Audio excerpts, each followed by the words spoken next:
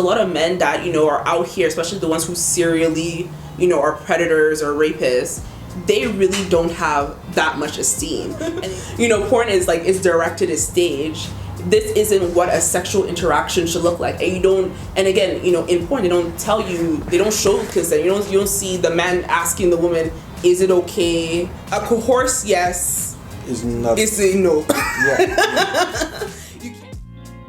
Hello everybody and welcome to Sofa Convos. If you're just new on this show, this is Sofa Convos and we talk about social issues that relate to minorities, and we talk about the root problems, the causes, and we talk about solutions. So welcome on board. So today we're going to talk about sexual consent, and I know there's been a lot of rape and sexual problems going on globally.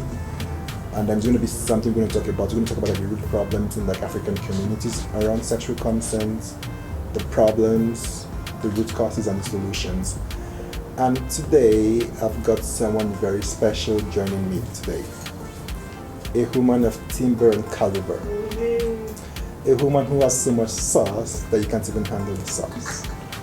Ladies and gentlemen, make some noise for Femi, aka Femi Lala. Okay, Femi, what's up? How you doing? I'm good. Enjoying this 2020 of a year. It's been crazy. Like this week and last week has been. This whole year has been. Where have you been? Like you don't.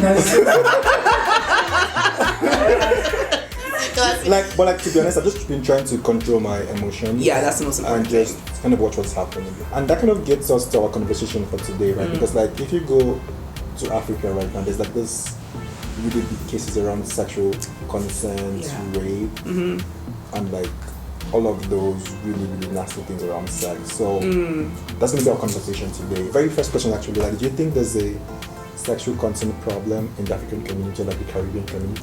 Yes. So consent is, by the Canadian legal definition, consent is verbal. So consent is not assumed. So you can't assume someone consented to you. You have to hear it or have it written down that yes. Okay. I want to go forward with said act. You can't assume. Even if someone is giving you body language, they're giving you shoulder, they're giving you waist, you cannot assume that. And I'm gonna say, let me preface this and begin by saying there's a sexual violence. I like to call it rape culture. Okay. So rape culture includes sexual violence, harassment, even a lot of domestic abuse. Objectification of women, that's all inclusive. Even music and media is included in rape culture. I think yes, it is in the Black community, but it spans through all communities. Yeah, that's interesting too. But one thing, do you think there's a problem? Do you think it's kind of just the men assaulting the women, or it goes both ways? Because to be honest, I find a lot of women are more open about talking about this problem, but it's possible men go through these things and they kind of don't talk about it. Yeah. So are you thinking, I know it's a problem for sure, but does it affect just one particular gender? No, I think in terms of, let's say if we're talking about prevalence, the sheer number of who's assaulting who, it's it's men on women, and that's various factors patriarchy, having power in society, obviously being physically able to dominate somebody. Yeah. So that's another factor, But yes, there are women who commit assaults against men, young boys. There's men on men, women on women. So this is not exclusive to only one gender or one sex can be the perpetrators. No, this is expansive. But if we're talking about, prevalence, yes, it's usually men perpetrating these acts. And then there's men that are also victimized by it. But again, going back to how society is, this patriarchy teaches men that if you go through these things, just hush about it. Why is this a problem? Why do we keep seeing these kind of things of men just jumping on women and not getting consent? Why is this a problem? Why does this keep happening frequently, right? Because I find a lot of men, I don't know the exact statistics, I don't know the studies, but what I think is a lot of men that, are out here, especially the ones who serially, are predators or rapists, they really don't have that much esteem. And they think in themselves. So they think the only way they can validate themselves, their manlyhood, their ego, who they are, is by dominating somebody. Okay. So it goes from the guy having like this low self-esteem problem and doesn't understand where to get his confidence from, and he gets that confidence from having to, I guess, rape a woman or sexually assault a woman. I think this could be part of it. It's not the singular. It's not because of only this. This results in this, but I think it plays a factor. I think it's multi. Like the people who he holds up to a high standard, how they speak. Even go back to hip hop. You know, in a lot of hip hop music, there's a lot of rape culture. The way they talk about it, pornography. You know, a lot of pornography is essentially like gangbang.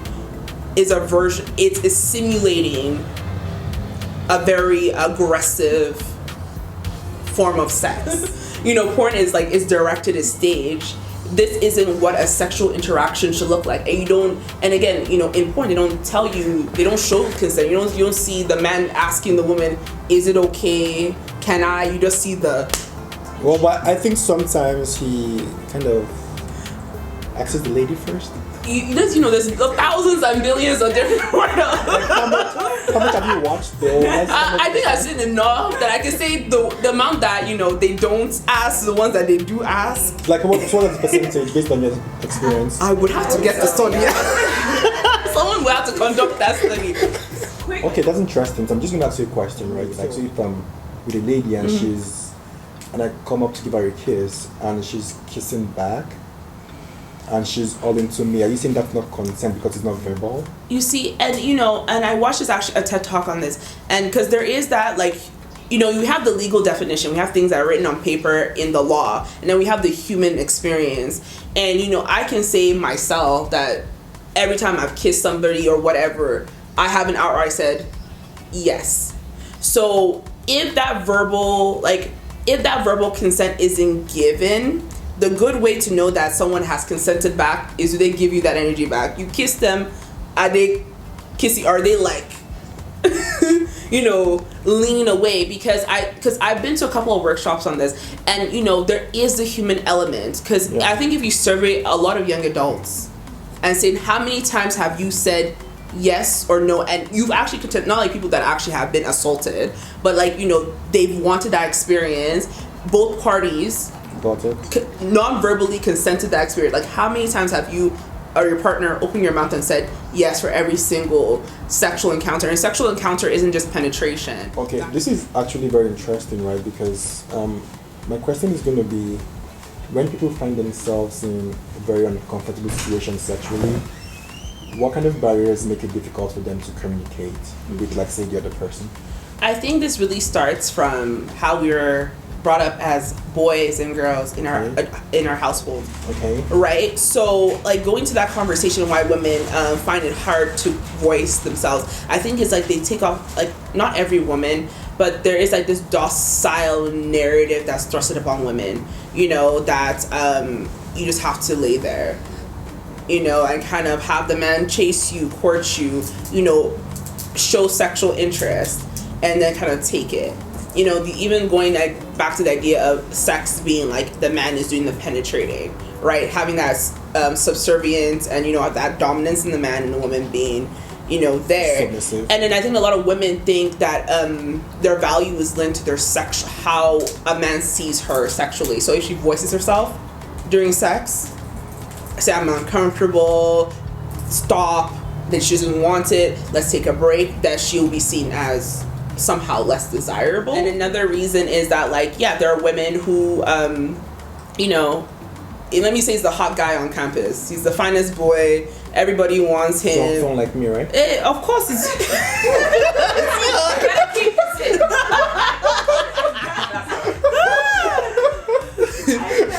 you know, some man that is so desirable, whether financially, looks-wise, or whatever, he's posted up there, and, you know, there's some kind of gain to be associated with that person. Yeah. Whether you wanted that sexual encounter or not, sometimes people take it so they can come and say, oh, I did it, like it happened. It happened. So how do you give consent technically? Like, is it verbally? Is it like body language? Yeah. Yeah, me personally, I just ask. It's a conversation I have with my partner, you know, about, you know, having sex in general. And then when we do have sex, like the various, like, sexual encounters. So the same way I ask, I receive, and it's an open and honest conversation, like between two parties, two consenting parties. What are you comfortable with? What would you try? You have this dialogue, and it's not like an awkward, like, oh my god, how can I ask these like questions? So basically, you're wanting both partners to talk about this verbally. Yes. And for every different activities, you're wanting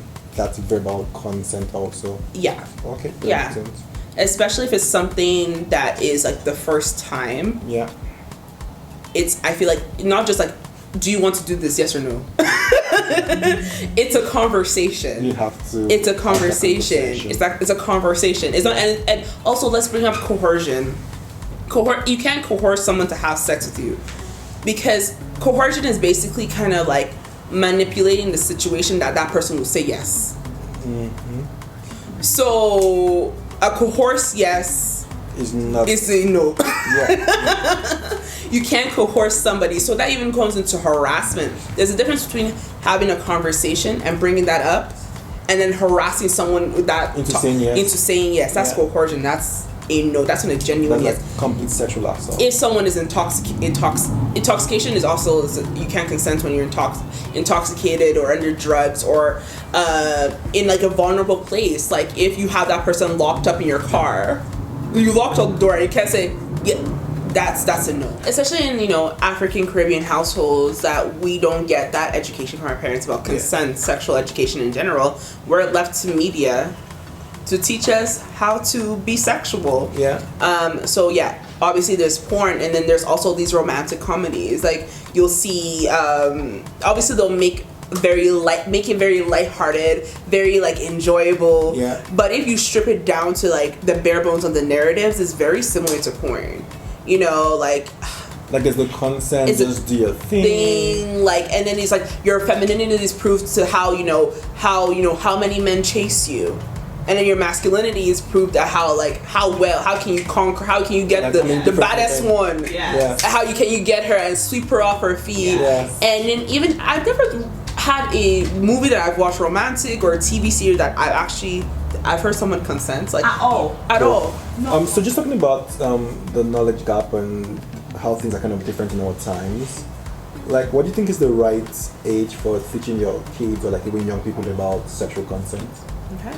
So I think when a child is at like that kindergarten, 4 or 5 years old, depending on how advanced they are, how talkative they are, how like explorative they are, because in developmental psychology they teach that a lot of kids start touching themselves, I think, at the age of 5. Okay. Not like sexually for arousal, but just to figure out like their bodies and everything. Get to know their bodies. So I think at that age, when they're starting to learn, especially when they're starting to enter the school system and really start interacting with the vast amount of people that way, we want to teach your young son, your young daughter, like it's not okay for you to reach and grab another child's body, and if someone reaches and grabs yours, you need to tell me. First of all, give them the language. It's a penis, not a pee. Like, so the words they know the words, and they know that this is your personal sanctuary. It's their own autonomy. They have autonomy over their being, and it's for us to respect other people's, because we want that respect given to us. So